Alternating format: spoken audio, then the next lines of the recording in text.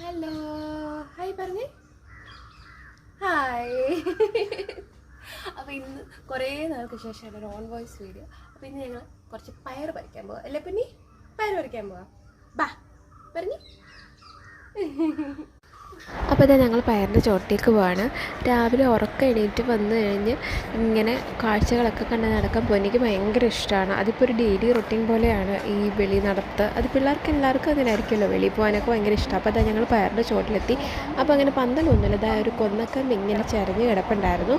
അപ്പോൾ അതിലേക്ക് കുറച്ച് പയർ പാകി അതിൻ്റെ മണ്ടയ്ക്കോട്ട് കയറ്റി വിട്ടു. അപ്പോൾ പറിക്കാനും നമുക്ക് എളുപ്പമാണ്. പന്തൽ വിട്ട് സമയവും കളയേണ്ട, സ്പേസ് ലാഭം. അങ്ങനെ ആ ഒരു കൊന്നക്കമ്പ് കിടക്കുന്നതുകൊണ്ട് ചരിഞ്ഞ് കിടക്കുന്നതുകൊണ്ട് കിട്ടും എന്നുള്ളത്. അപ്പോൾ അത് ഇത്രയും നീളമുള്ള പയറാണ് കിട്ടുന്നത് കേട്ടോ.